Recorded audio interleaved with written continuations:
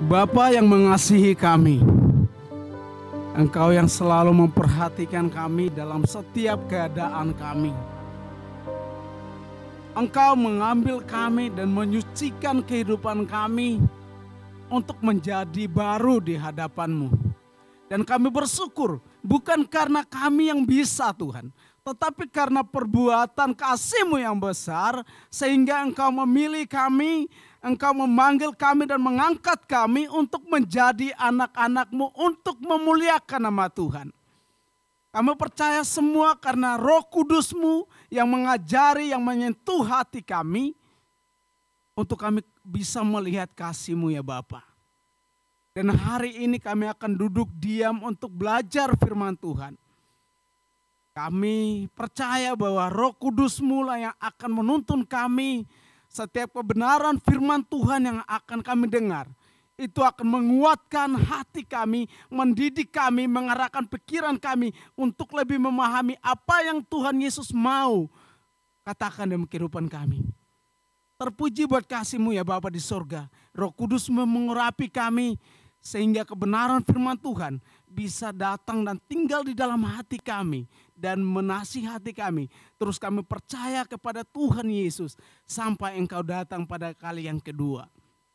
Terima kasih ya Bapa di sorga, kehidupan kami adalah kehidupan yang memerlukan kebutuhan rohani. Dan itu hanya kami temukan di dalam Yesus Kristus, anak-Mu yang tunggal.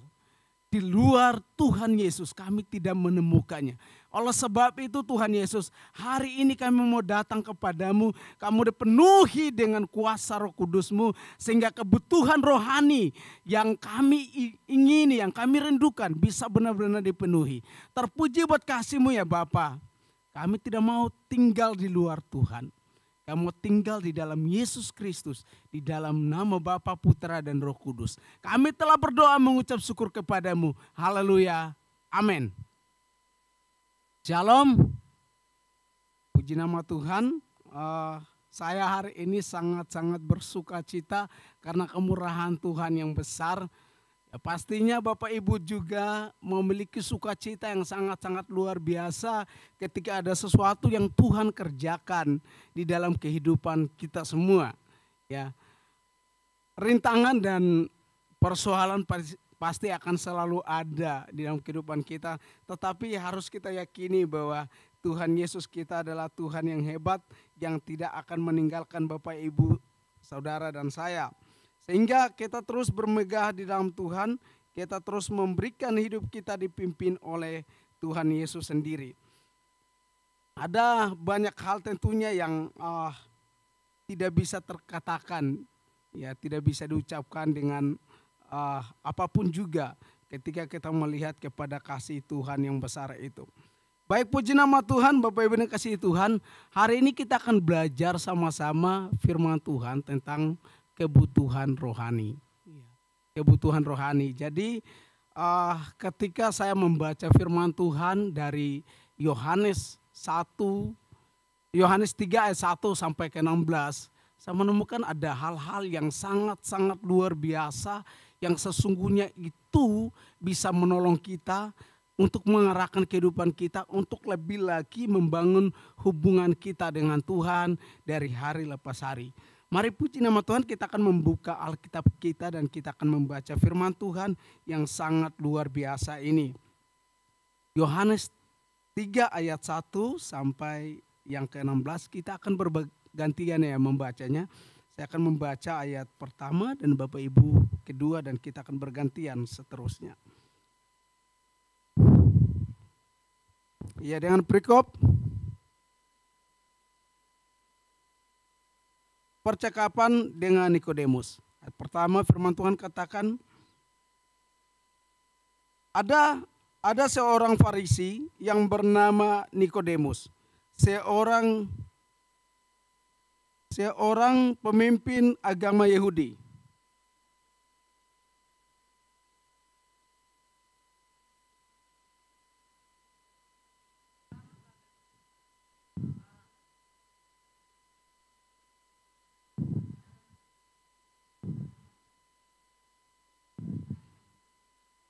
Yesus menjawab, katanya, Aku berkata kepadamu, sesungguhnya jika seorang tidak dilahirkan kembali, ia tidak dapat melihat kerajaan Allah.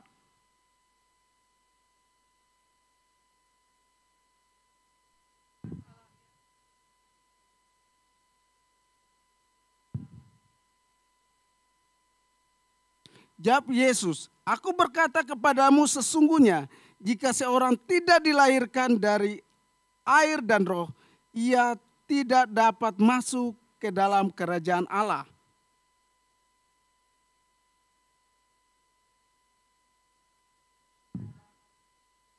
Janganlah engkau heran, karena aku berkata kepadamu, kamu harus dilahirkan kembali.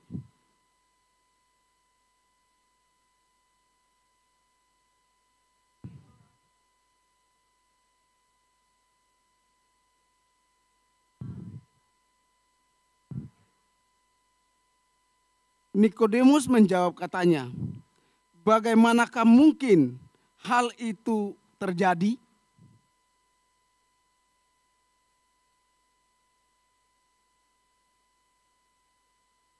Aku berkata kepadamu sesungguhnya kami berkata-kata tentang apa yang kami ketahui dan kami bersaksi tentang apa yang kami lihat, tetapi kamu tidak menerima kesaksian kami.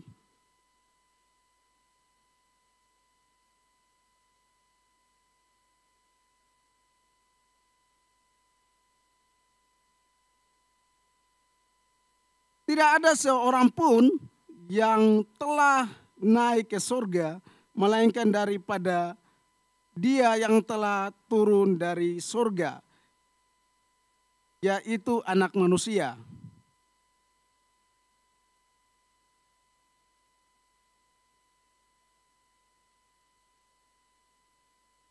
Supaya setiap orang yang percaya kepadanya beroleh hidup yang kekal.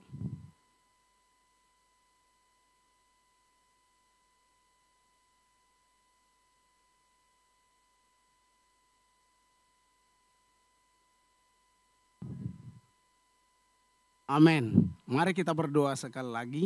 Bapa di surga, berbicaralah melalui kebenaran firman Tuhan yang sangat-sangat luar biasa ini, sehingga hidup kami benar-benar diarahkan kepada apa yang Tuhan mau. Hati kami terus diperbaharui untuk menjadi anak-anak-Mu yang mengerti tentang kebenaran-Mu. Terpuji nama Tuhan, kami telah berdoa mengucap syukur, haleluya, amin. Baik, puji nama Tuhan, Bapak Ibu yang kasih Tuhan. Hari ini kita akan belajar tentang suatu kebutuhan rohani. Ketika saya membaca firman Tuhan ini, saya menemukan ada hal yang sangat luar biasa, yang sangat memberkati kehidupan saya, dan saya juga mau membagikan ini sehingga kita sama-sama mendapat berkat. Amin. Iya, kita akan melihat hal yang pertama. Hal pertama yang saya temukan adalah mengenal pribadi Yesus yang benar. Ya, mengenal pribadi Yesus yang benar. Kalau Bapak Ibu membaca atau sudah membaca dan berkali-kali membaca, Bapak Ibu akan menemukan satu kerinduan yang luar biasa yang ada di dalam hati seorang Farisi. Ya, kalau Bapak Ibu sudah seringkali membaca, pasti Bapak Ibu dengan mudah menemukan. Pertanyaannya bagi kita semua adalah siapa sebenarnya Nikodemus? Ya. Siapa sebenarnya Nikodemus sehingga dia menjadi seseorang yang begitu penasaran dengan pribadi Yesus. Ya, bagaimana kalau Nikodemus ada di posisi kita hari ini? Apakah kita sudah puas dengan Yesus atau kita mau mencari Yesus atau kita diam saja dan tidak mau melakukan apa-apa?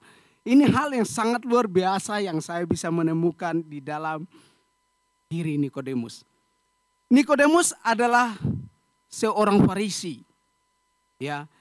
Kalau Bapak Ibu bisa perhatikan di ayat 3 ayat 1, firman Tuhan katakan bahwa Nikodemus adalah orang Farisi. Nikodemus adalah seorang pemimpin Yahudi. Nikodemus adalah seorang pengajar. Tetapi Bapak Ibu bisa perhatikan di sini bahwa ada satu kebutuhan manusia yang tidak bisa diisi oleh apapun juga, yaitu kebutuhan rohani. Ya, kebutuhan itu hanya bisa diisi oleh Yesus Kristus. Jadi apapun yang kita capai, apapun yang bisa kita dapati secara duniawi itu tidak akan bisa mengisi yang namanya kebutuhan rohani. Ya, kalau Bapak Ibu perhatikan bahwa kata Farisi, saya coba cari ya kata Farisi dan saya menemukan bahwa arti Farisi itu adalah seorang yang pakar atau ahli dengan kitab Taurat gitu. Jadi mereka adalah orang-orang yang sangat luar biasa secara intelektual di dalam mengajar. Mereka adalah orang-orang yang hebat. Mereka adalah orang-orang yang luar biasa. Farisi ini adalah komplotan, kumpulan, kelompok yang besar di antara orang Israel. Dan mereka adalah orang-orang berpengaruh sekali. Tetapi Bapak Ibu bisa menemukan di sini bahwa ketika ada sesuatu yang kurang di hatinya, yang tidak bisa diisi dengan apapun juga, dia mau datang kepada Yesus. Nah, di sini kita bisa belajar, saudara dikasihi Tuhan, bahwa kebutuhan rohani hanya bisa ditemukan di dalam Yesus Kristus. Amin. Bapak, Ibu dan saya tidak akan menemukan di manapun juga. Bapak, Ibu dan saya hanya bisa menemukannya di dalam Yesus Kristus. Mungkin Bapak Ibu ketika berjalan bersama Tuhan hari ini melakukan banyak hal yang Bapak Ibu kerjakan untuk memenuhi kehidupan kita dan kita mungkin merasa puas, ada juga yang mungkin merasa lelah. Ketika kita mendapatnya mungkin kita akan bersuka-cita, senang ya seperti itu. Tetapi ada satu kebutuhan rohani yang tidak bisa kita dapatkan dari manapun juga. Itu hanya ada di dalam Yesus Kristus. Mengenal pribadi Yesus adalah hal yang penting. Ya, Bapak Ibu dan kasih Tuhan, kalau kata mengenal ini kita cari lagi, beda dengan orang yang kenal. Ya, beda sekali. Jadi kalau kenal, saya bisa kenal Pak Jokowi. Tetapi kalau mengenal, saya tidak mengenal dia dengan baik. Walaupun di medsos mungkin kelihatan Pak Jokowi baik banget, ya. Tetapi secara pribadi saya tidak mengenal dia. Gitu. Jadi di sini Bapak Ibu yang kasih Tuhan, kita harus belajar bersama-sama bagaimana kebutuhan rohani itu bisa kita dapati hanya ada di dalam Yesus Kristus. Dia adalah kebenaran. Jadi kehidupan kita mungkin kita akan ukur saya sudah benar di mata orang, di mana-mana saya ada, di mana-mana saya kerja, itu sudah baik. Tetapi hal yang perlu kita tahu bahwa Yesus adalah pribadi yang benar. Jadi kalau Bapak Ibu dan saya menjadi anak-anak Tuhan Yesus, tentunya ini akan dituntut buat kita untuk mengikuti cara Yesus, cara hidupnya, karakternya, semuanya kita akan diminta untuk ikut. Jadi saya melihat bahwa Nikodemus begitu bergairah mencari Tuhan Yesus. Kalau Bapak Ibu melihat dia adalah seorang pengajar, dia adalah seorang pemimpin. Ini orang terhormat, ini orang besar.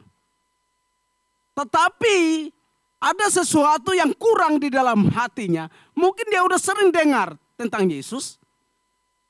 Kalau Bapak Ibu membaca di situ dia katakan, kami sudah mendengar apa yang engkau buat.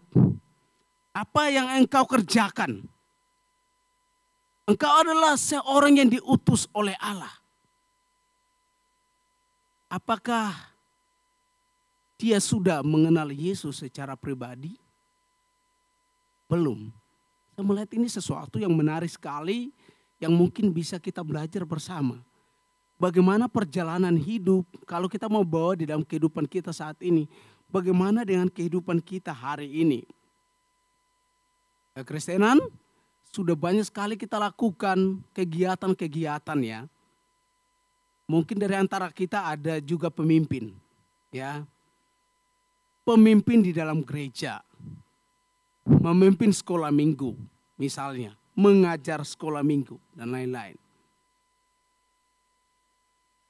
Tentunya saya tidak katakan bahwa kita seperti Nikodemus, tidak. Kita pasti lebih maju dari Nikodemus. Amin. Kita tidak seperti Nikodemus, kita lebih maju dalam hal rohani, dalam hal pengenalan akan Yesus. Kita tidak seperti dia. Dia mengenal Yesus hanya sebatas guru. Dia mengenal Yesus hanya sebatas utusan Allah atau rasul. Dia mengenal Yesus hanya sebatas rabi, hanya sebatas pemimpin. Kalau kekristenan kita saat ini, kita mengenal Yesus hanya sebatas Yesus pembuat mujizat, Yesus adalah seorang pengajar, Yesus adalah seorang guru. Bagaimana dengan kehidupan kita selama ini?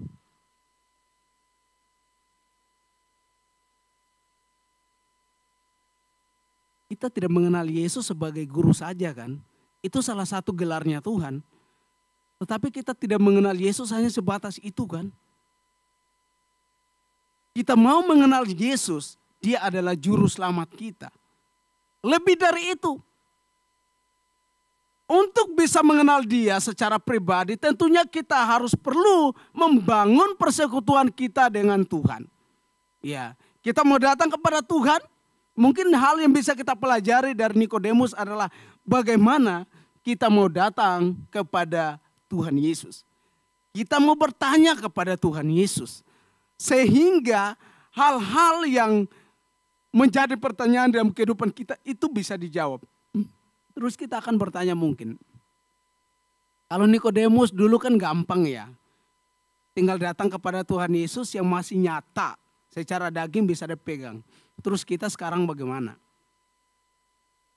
Ya, mungkin kita akan belajar bahwa secara emosi kita akan datang kepada Tuhan Yesus adalah dengan cara kita berdoa dan membaca firman Tuhan. Kita akan menemukan, di dalam roh kita akan menemukan siapa Yesus sebenarnya. Sorry. Jadi ini hal yang perlu kita perhatikan Bapak Ibu yang kasih Tuhan. Kita mengenal Yesus secara pribadi, kita harus mendekatkan diri kepada Tuhan. Kita harus datang kepada Tuhan. Hal yang baik dari Nikodemus adalah dia mau mencari Yesus. Kalau Bapak Ibu dan saya sampai hari ini mungkin sudah lelah mencari Yesus, ayo kita bangun lagi. Ya, kita mau maju lagi, kita mau datang lagi kepada Yesus. Kita mau belajar lagi. Sehingga kita tidak mudah memandang Yesus hanya sebatas guru, hanya sebatas pemimpin, hanya sebatas pembuat mujizat. Karena Bapak Ibu yang kasih Tuhan, banyak sekarang orang Kristen yang hanya mau mengharapkan mujizat saja.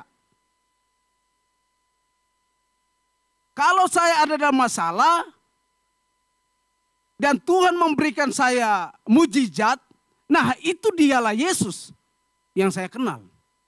Tetapi maukah kita diajar oleh Tuhan Yesus? Sulit sekali. Banyak kita menghindar, banyak kita tidak mau itu. Dan kita tidak mau datang membangun hubungan kita dengan Tuhan. Sehingga yang ada di dalam hati kita dan di dalam telinga pikiran kita hanya kata orang. Nikodemus katakan kami. Berarti dia, setelah dia ada juga teman-teman yang lain yang banyak. Jadi saya coba melihat bahwa ternyata Nikodemus ini adalah seorang pemimpin besar. Dia adalah seorang anggota, salah satu anggota dari 69 mahkamah agama. Jadi dia adalah orang yang terhormat. Tetapi kita bisa belajar dari dia adalah, sekali lagi saya katakan, mau datang kepada Yesus dan mau bertanya. Boleh Bapak Ibu bertanya kepada pemimpin agama, kepada teman-teman. Tetapi yang paling penting adalah bagaimana Bapak Ibu dan saya membangun hubungan kita dengan Tuhan. Kemudian Bapak Ibu bisa perhatikan berikutnya firman Tuhan katakan seperti ini. Dalam ayat ke-3 sampai ke-6 firman Tuhan berkata, Yesus menjawab katanya, aku berkata kepadamu sesungguhnya jika seorang tidak dilahirkan kembali, ia tidak melihat kerajaan Allah. Kata Nikodemus kepadanya, bagaimana mungkin seorang dilahirkan kembali kalau ia sudah tua? Dapatkah ia masuk ke dalam rahim ibunya dan dilahirkan lagi? Nah, Bapak Ibu nak kasih Tuhan, ini suatu komunikasi yang sangat baik ya dengan Yesus. Ketika dia bertanya hanya sebatas hal-hal duniawi, Tuhan mau bukakan hal-hal surgawi untuk bisa dia melihat. Dan Nikodemus ini adalah orang jenius dan mulai dia berpikir secara lahiriah. Sudah tidak mungkin, benar sekali ya. Mana bisa manusia yang sudah tua, mungkin dia sudah ubanan, masuk lagi ke rahim ibu. Kan tidak mungkin ya. Secara logika udah tidak mungkin. Kenapa dia menjawab seperti itu? Karena memang dia tidak punya pengertian yang benar sekali tentang kebenaran, tentang hal-hal yang berbau kelahiran kembali. Dia tidak punya gambaran apa-apa dan dia tidak tahu tentang hal itu. Oleh sebab itu dia datang kepada Yesus, pribadi yang tepat untuk mendapat informasi. Saya sangat diberkati ketika dia mau datang kepada Yesus, dia menemukan sumber yang tepat. Jadi kalau hal yang kita tidak mengerti dan kita datang kepada sumber yang tidak tepat, itu bahaya. Ya. Ini orang pintar dan dia mulai pakai logika menjawab Tuhan Yesus, itu tidak mungkin. Dan Tuhan Yesus ngomong pada ayat yang ke-10 kalau Bapak Ibu perhatikan. Kamu adalah pengajar. Mari kita lihat bagian kedua adalah hidup yang diubahkan oleh Tuhan. Jadi ketika dia datang kepada Tuhan, cara berpikirnya dia Tuhan ubah. Cara pandangnya dia berubah. Yang tadinya dia melihat Yesus hanya seorang pengajar, seorang pemimpin, seorang pembuat mujizat. Di sini dia menemukan bahwa ternyata Yesus mau hal yang lebih dari itu. Nikodemus harus tahu. Yaitu bagaimana hidup harus diubahkan. Nikodemus yang sudah tua mungkin beruban ini perlu diubahkan. Sehingga hal-hal yang spiritual lebih lagi dia mengerti bagaimana dia diubahkan oleh Tuhan. Kata kerajaan Allah, melihat kerajaan Allah, mendapat bagian dalam kerajaan Allah. Jadi saya melihat bahwa kata kelahiran kembali di beberapa terjemahan, para teolog mengatakan bahwa kelahiran kembali bagaimana orang diubahkan. Hati dan pikirannya diubahkan oleh Tuhan. Jadi kelahiran kembali tidak bisa dikerjakan oleh manusia. Kelahiran kembali, kalau berbicara tentang kelahiran kembali pasti ada sesuatu yang lama, yang sudah tidak bagus, yang harus diubahkan. Jadi Bapak, Ibu, dan saya bisa belajar bersama-sama bahwa kelahiran kembali bagaimana manusia mempercayai dirinya kepada Yesus sehingga Roh Kudus mengerjakannya dari dalam keluar. Ya. Dosa-dosa yang sudah kita buat pelanggaran itu Tuhan bisa ubahkannya dari dalam. Yaitu bagaimana perjumpaan kembali kita dengan Tuhan dan menyadari bahwa saya ini orang berdosa dan saya perlu juru selamat. Itu yang Yesus mau sampaikan kepada Nikodemus. Bahwa kamu adalah seorang pengajar tetapi sesungguhnya kamu tidak mengerti apa-apa tentang hal-hal ajaran Taurat. Oleh sebab itu hari ini Yesus kasih tahu kepada Nikodemus bahwa engkau harus dilahirkan kembali. Bagaimana caranya? Firman Tuhan katakan percaya. Ya, percaya. Nikodemus sangat pintar. Dan setiap jawaban dari Yesus terus ada pertanyaan. Ada pertanyaan. Tetapi saya melihat bahwa dia menemukan hal yang baru di dalam kehidupannya. Cara berpikirnya diubah. Ya. Hidup yang diubahkan oleh Yesus. Ketika dia menemukan Yesus, dia baru mengerti bahwa kepintaran, pendidikan, kedudukan, tidak akan bisa menjawab kebutuhan rohaninya. Dan dia perlu Yesus untuk mengubah cara berpikirnya. Kenapa? Karena mungkin selama ini dia hanya menjadi pengajar. Ayat yang ke-10 firman Tuhan katakan, Yesus menjawab, engkau adalah seorang pengajar dan engkau tidak mengerti hal-hal ini. sudah seorang pengajar tapi tidak mengerti tentang hal-hal rohani. Ini ngeri sekali.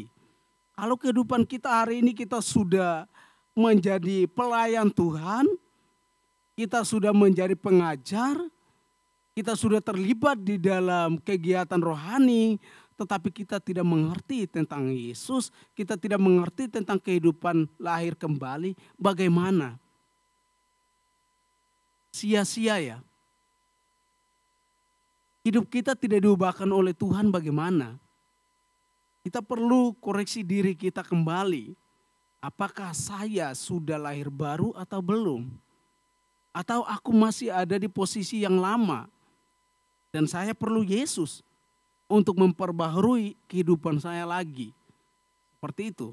Jadi ketika dia menemukan Yesus, pertanyaan yang sangat banyak, kerinduan yang sangat banyak, itu akhirnya dia menemukannya bahwa seseorang harus dilahirkan kembali. Kata dilahirkan kembali adalah bagaimana hatinya diubahkan oleh Tuhan ketika dia menerima Yesus sebagai Tuhan dan Juru Selamat. Dia menemukan Yesus sebagai Tuhan dan Juru Selamat. Roma 3:23 pasti tidak asing lagi buat kita dan sering kali kita membacanya.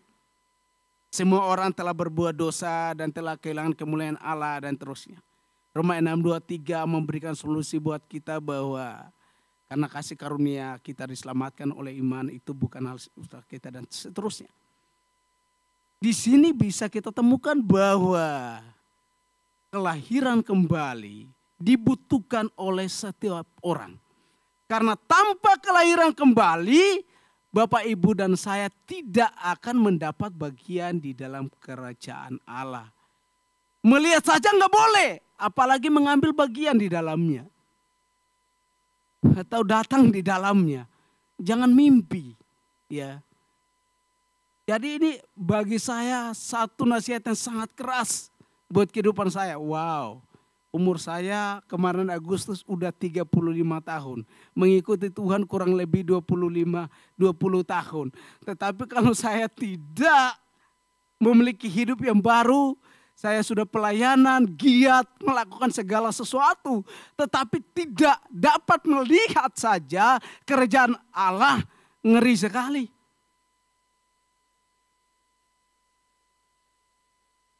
Apa yang Bapak, Ibu, dan saya inginkan hari ini? Kerajaan Allah kan? Kita perlu kerajaan Allah kan? Kita perlu Yesus oleh sebab itu.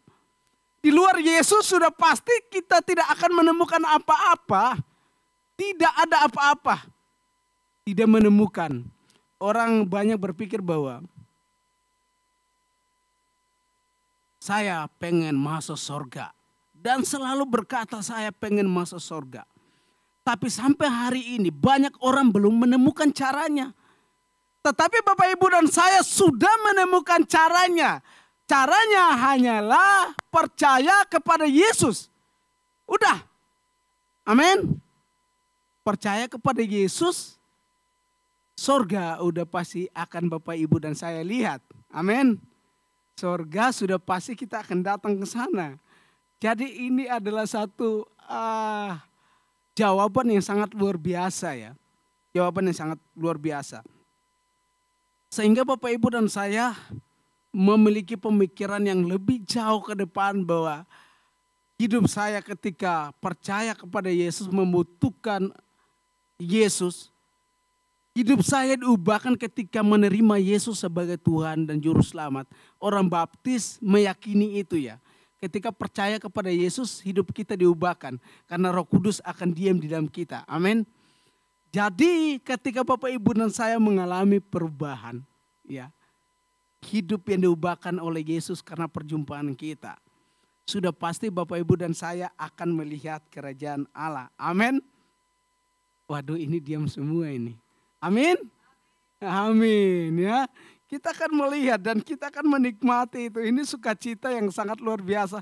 Saya senang, terima kasih Tuhan. Karena renungan kali ini itu membuat saya lebih bergairah untuk percaya kepada Yesus. Karena ada jaminan yang luar biasa. Jadi hidup saya tidak akan sia-sia gitu ya. 30 tahun sampai 70 tahun bahkan Tuhan Yesus kasih saya menjadi pengikut yang tidak sia-sia. Ya, saya akan masuk dan melihat kerajaan Allah. Sukacita bagi saya yang luar biasa. Lebih daripada sukacita kemarin saya wisuda. Ya, itu sukacita yang sangat-sangat luar biasa. Bapak Ibu, kemarin ketika saya persiapkan ini 1 minggu juga firman Tuhan ini. Dan ketika wisuda itu kan di depan itu kayak ada mahkamah agama begitu ya, para dosen. Dan di belakang saya ada S2 dan saya di depan. Memang sukacita Bapak Ibu. Tetapi hal yang saya pikirkan adalah ketika diundang ada sebutan yang seperti ini. Setiap wisudawan, wisudawati yang namanya disebut, silakan maju ke depan.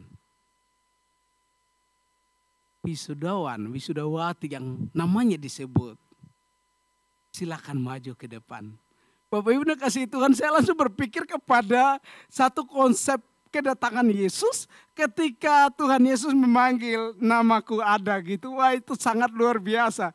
Jadi saya firman Tuhan di dalam minggu ini itu benar-benar menasihati saya pribadi untuk lebih giat mengenal Yesus. Amin. Hal yang berikut yang bisa kita belajar Bapak Ibu kasih Tuhan adalah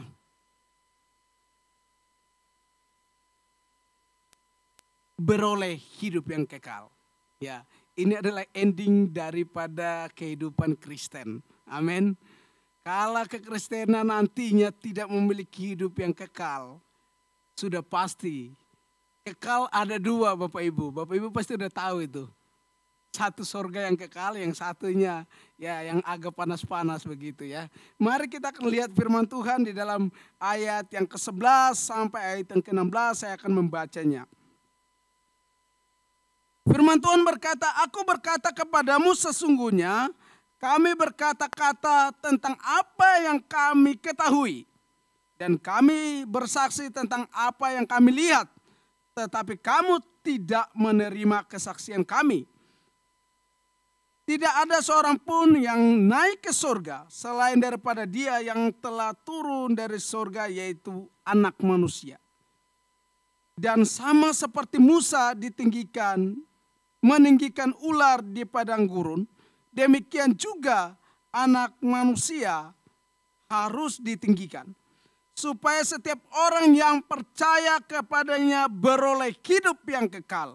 Karena begitu besar kasih Allah akan dunia ini, sehingga Ia telah mengaruniakan anaknya yang tunggal, supaya setiap orang yang percaya kepadanya tidak binasa, melainkan beroleh hidup yang kekal." Bisa senyum juga nggak apa-apa. Ya. Beroleh hidup yang kekal. Ini satu kesenangan yang sangat luar biasa yang tentunya Bapak Ibu dan saya nantikan. Yaitu beroleh hidup yang kekal di dalam Yesus. Beroleh hidup yang kekal di dalam Yesus. Jadi sudah pasti saya katakan sekali lagi, di luar Yesus tidak akan menemukan sesuatu. Ya, tidak akan menemukan yang namanya hidup kekal. Kata kasih itu sangat luas. Ya, kasih secara umum yaitu bagaimana dunia merasakan kasih Tuhan. Bapak Ibu bisa melihat melalui alam semesta. Orang bisa mendapat terik panas matahari sama, ya. Orang bisa dapat hujan juga sama. Orang bisa menikmati laut, pegunungan dan lain-lain. Kasih Tuhan yang umum itu bisa dilihat semua orang. Tetapi masalahnya tentang hal kasih secara khusus adalah bagaimana keselamatan itu ditemukan hanya di dalam Yesus. Firman Tuhan katakan bahwa setiap orang yang percaya kepadanya tidak binasa, melainkan beroleh hidup yang kekal. Ini yang Allah inginkan ketika Yesus ada di atas kayu salib. Yesus melakukannya karena kasih. Bapak Ibu sangat paham tentang kasih agape. Kasih yang diberikan Allah, kasih yang daripada Allah yang secara cuma-cuma. Atau dikenal dengan kasih karunia. Kasih yang diberikan kepada kita semua secara cuma-cuma, tidak perlu Bapak Ibu membayar harga, misalnya duit dan kekayaan dan lain-lain. Kasih Allah adalah kasih karunia, kasih secara cuma-cuma. Allah mau memberikan kepada kita karena Allah tahu bahwa itu tidak akan bisa dimiliki oleh manusia. Bukan hal yang murahan Bapak Ibu. Tidak. Karena mahal sehingga Bapak Ibu dan saya tidak bisa memperolehnya. Ya. Oleh sebab itu kata kasih karunia, kata kasih sangatlah luas. Ya. Menjangkau seluruh dunia. Bapak Ibu bisa melihat, saya kasih ayat di situ, Bapak Ibu bisa pulang dan melihat lagi. Kasih secara umum bagi seluruh manusia. Tuhan tidak mau semua orang binasa. Manusia pada umumnya Tuhan tidak mau binasa. Tetapi Bapak Ibu bisa perhatikan kata orang yang percaya. Nama Yesus di mana-mana sudah ada, diberitakan di mana-mana. Sekarang ini sangat mudah untuk mendengar yang namanya Yesus. Mungkin sangat sulit ketika itu tidak ada sinyal. Orang tidak akan bisa mendengar nama Yesus. Oleh sebab itu membutuhkan Bapak Ibu dan saya untuk pergi. Ya, supaya orang tidak binasa, kita perlu orang untuk menyampaikan firman Tuhan kepada orang lain. Tetapi Bapak Ibu kasih Tuhan, hal kasih adalah sesuatu perbuatan Allah yang digenapi di dalam Yesus supaya setiap orang yang percaya kepadanya tidak binasa. Mungkin Bapak Ibu akan bertanya, mudah sekali ya untuk tidak binasa, hanya percaya kepada Yesus. Tetapi hari ini kita belajar firman Tuhan menulis dengan jelas. Karena kasihnya yang membuat Bapak Ibu dan saya tidak binasa. Binasa dari apa? Dari hukuman dosa yang Bapak Ibu dan saya perbuat di masa lalu, masa sekarang, dan masa yang akan datang. Saya semalam ketika membaca lagi firman Tuhan ini, saya berpikir seperti ini Bapak Ibu. Memang beda sekali orang yang sudah terima Yesus dan belum terima Yesus. Orang yang diam di dalam dosa dan orang yang jatuh di dalam dosa. Orang yang jatuh dalam dosa, dia akan bangkit kembali dan mencari Yesus buat laporan. Tuhan, saya lemah dan saya jatuh. Tetapi ketika orang yang tinggal di dalam dosa, dia tidak lagi merasa bahwa ini suatu pelanggaran yang saya harus datang kepada Yesus. Tidak perlu. Dia akan diam di situ. Ini dua perbedaan yang sangat luar biasa. Tetapi Bapak Ibu dan saya bisa memahami tentang kasih Allah, percaya kepadanya. Kata percaya mengandung 3 arti. Saya coba tulis dan menyiapkan slide-nya bahwa keyakinan yang kokoh di dalam Yesus Kristus adalah anak Allah. Ya, satu-satunya juru selamat. Jadi satu-satunya, tidak ada yang lain. Kemudian ada persekutuan di dalam menyangkal diri kita dan taat kepada Yesus Kristus. Percaya penuh di dalam Yesus Kristus. Mampu menuntun kita semua untuk tetap setia kepada Tuhan. Tentunya dengan pertolongan Roh Kudus. Jadi untuk memiliki hidup kekal di dalam Kristus Yesus, kita tetap membutuhkan Yesus dan pertolongan Roh Kudus. Sehingga Bapak Ibu dan saya tetap ada di dalam kontrolnya Tuhan. Karena kita masih berjalan bersama-sama dengan Tuhan dan juga dengan dunia ini. Kehidupan kekal sudah pasti ada. Tetapi ketika kita mau menuju ke situ, kita perlu Yesus yang terus mendampingi kehidupan kita. Sehingga ketika kita ada di satu tempat yang tidak nyaman, atau godaan, atau pencobaan, bakal pun kita jatuh, ada tangan Tuhan yang akan mengangkat kita kembali. Amin. Tangan Tuhan akan mengangkat kita. Untuk apa Bapak Ibu dia mengangkat kita? Untuk bisa nantinya Yesus datang, kita memiliki hidup yang kekal. Mungkin Pastor Alex tadi udah kupas banyak tentang neraka dan surga. Saya tidak mengikutinya. Tetapi pasti larinya akan ke sana. Ya, kehidupan kekal pasti akan berkaitan dengan itu Bapak Ibu. Jadi hal yang ingin saya sampaikan kepada kita di sini adalah beroleh hidup kekal hanya ada di dalam Yesus Kristus.